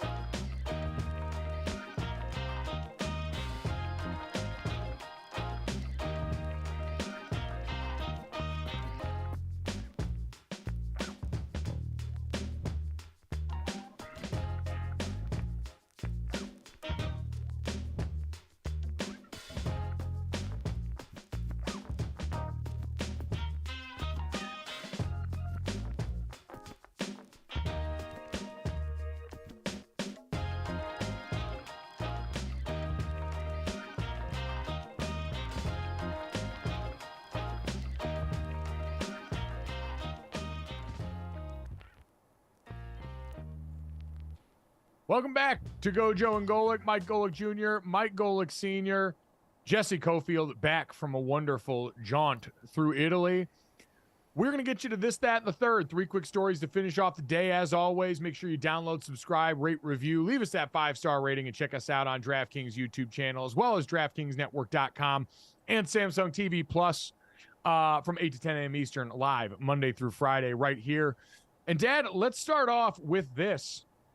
Drew Holiday finally completes the last leg of this trade blockbuster between the Portland Trail Blazers and the Milwaukee Bucks that landed the Milwaukee Bucks Damian Lillard and landed the Portland Trail Blazers another asset that they have now flipped to the Boston Celtics, Dad. Drew Holiday, one of the best two-way guards in the NBA, now heads to Boston. In exchange, the Portland Trail Blazers get center Robert Williams and guard Malcolm Brogdon in this deal, a 2024 pick via first-round pick via Golden State, and then a 2029 first-round pick are also heading to the Blazers as a part of this deal. So, Dad, the haul now complete for the Blazers the other day. And the thing that stands out to damn near everyone, because we've seen all the reporting on this about how Miami believes that they were not dealt with in good faith, that the Miami Heat got left on red for a number of months because of how things transpired with Dame and his camp's very public demands that they wanted to go to the Chiefs. And what you end up with is the two biggest competitors for the Miami Heat in the Eastern Conference both getting substantially better as a result of this trade by the Portland Trail Blazers in a petty move for the ages. Yeah, they're talk about having a chip on their shoulder. Miami's got to have one all year because of the way this thing worked out. Portland gets a couple more draft picks in this one. I love the way Robert Williams plays, who goes to Portland from Boston. I love his toughness on the court. So he's at Portland now along with Brogdon.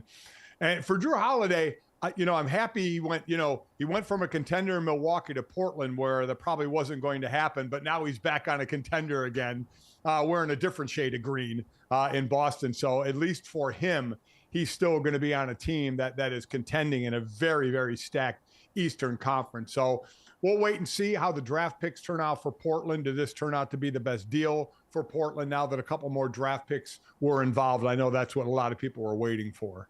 Yeah, and for them, they're going to have plenty of size out there between DeAndre Ayton and Robert Williams, both on that Portland roster now. And then, Dad, it's going to be fascinating for the Boston Celtics now.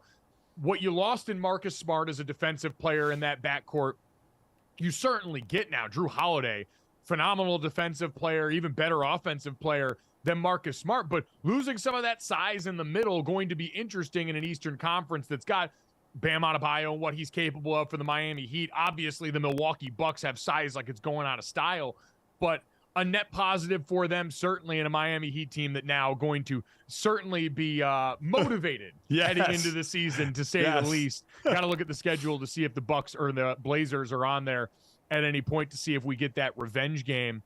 Dad, let's get to that, though, and stick in the NBA, because part of what we said about the Dame Lillard situation was Dame Lillard ended up not getting to the destination of his choice, in large part because we don't think he was willing to make things ugly enough.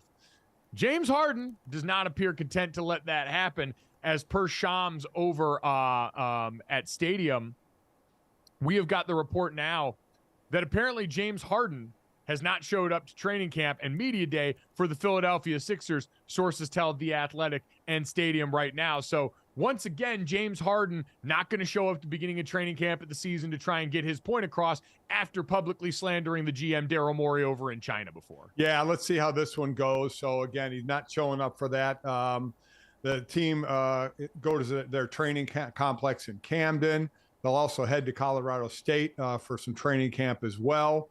Remember, he requested a trade back, I believe it was June 30th, opted in on his $35.6 million deal, and has been looking for a trade. And certainly when you blast the GM the way you blasted him, that would seem you would get your way and get out. Right now, he's not. So he, again, is that squeaky wheel that we've talked about. And squeaky wheels, unfortunately, we've seen usually win out at times. At this point, he has not, for what it's gone through. And in all honesty, if he stays in Philly, he has proved not to be clutch in the playoffs. We saw a couple of big games out of him when they needed, but then games where he just absolutely disappears as well. So at some point, we're going to get down to James Harden, the player, and where that's going to be and just what he's going to do for whatever team he's on. At this point, still Philadelphia. I forget what the name of the show is, and excuse me on that, but Kevin Garnett, Paul Pierce, and company were talking about this, though. And the amount of times James Harden has done this, Dad, and Kevin Garnett was the one that authored the phrase, he's wiggled himself out of a lot of situations, and you don't get infinite wiggles. If you're James Harden, especially as James Harden, the player, begins to deteriorate a little bit from the idea we've had of him for so long. A young player in this league, as they pointed out, you get a lot of the benefit of the doubt there. When you're the MVP, you get a lot of that ability to go ahead and swing the hammer, as you always talk about. But, Dad, the leverage hammer here probably getting a little less heavy as time goes on. And to your point, we've got such an overwhelmingly large James Harden sample size. Yep. Yes, great Hall of Fame worthy player, one of the best isolation players ever. You could argue mucked up the game a bit with his propensity to go and try and draw fouls. But at the end of the day, this carriage turns back into a pumpkin sometime in the middle of the postseason, whether it's because of his style of play, whether it's because of the way that he conducts himself off the court. I don't know what it is, but at this point, we know the results, and the evidence is too overwhelming to ignore at this point. And so if you are another team that's interested in this, how much are you really willing to go and party for a player who you ultimately feel like we have a pretty established ceiling for at this point? I can't imagine there's going to be a ton of takers in that unless you're a team that's just looking at trying to be interesting as opposed to high-end good, because if you're a true contender, this is not a guy that really feels like he elevates the play all that much. Yeah, you want to grab him for that 1 year, fine, but I mean, you're looking for a long-term deal? Who's doing that? I mean, why would you do that? I mean, we talk about in basketball, because the playoffs can go so long, and that's where great players make their legacy, there, and in baseball when we have these series and see what you can do over time. And he has not done it. A great player is supposed to lead a team to a championship, and he's not done that. We've seen him disappear. So yeah, who takes that chance? On 35 mil is one thing, but having to re-up for 4 or 5 years for a couple $100 million, I mean, you doing that? I mean, I don't know who would be doing that. So, according to Woj, Harden would be subject to a fine for missing media day. The Sixers leave for Colorado, like you mentioned, at CSU for training camp. And the Sixers and Clippers have talked recently, but there doesn't appear to be any traction as far as a trade. And, Dad, that might be the one team to keep in mind. The Clippers were one that were mentioned in the saga surrounding Drew Holiday after the Dame Lillard trade, of someone who might swing, a contender looking for guard play that might be able to elevate them going forward. And we know with Steve Ballmer, someone who certainly courts interesting in being the center of attention and things as well. Dad, speaking of attention, let's get to the third. What an exit, potentially, for Red Star Joey Votto, as he was ejected early in a loss to the Cardinals that might turn out to be his finer Major League Baseball game, Dad. The 40-year-old has spent all 17 seasons with the Reds. We've seen him be one of the most colorful characters with the media, and he got the huge standing O when he stepped up to the batter's box, and then promptly struck out on a foul ball, and then started to argue with the umpire, and then ultimately got himself tossed out of the game. I mean, do you think the refs would have some kind of spatial awareness to know it might be his last game and to not toss him right away? It was the first inning. And it was from the dugout. Like, he was yelling from the dugout. Crazy. I mean, to give a little bit of, hey, this could be your last game. I get it, man. I want to respect your years in the league. I don't want to toss you right now. But as we know, the umps in baseball love to be the show, I think, more than the players want to be the show. But what an exit that. He is a colorful player. There is no doubt about that. But if that were to be his last game and he got tossed right out of the gate, that would be absolutely amazing. He did tweet out, as you just saw there for anyone watching, I cannot holler at the umpire from our team's bench. He was completely justified and ejected me. For those who wanted me to see me play today, I'm sorry. His 15th career ejection could be his last. Dad, maybe he just wanted to get a head start in the shower. He knew this was going to be the last day. He knew he was going to be done. Let him bask in the moment there, get one big loud headline on the way out there, and call it a day. Post-game meals, baby. He's getting in line. Post-game meal. Get a head start on downloading, subscribing, rating, and reviewing us, leaving us that 5-star rating, and checking us out here every day. Thanks so much. Enjoy Monday Night Football. Talk to you tomorrow.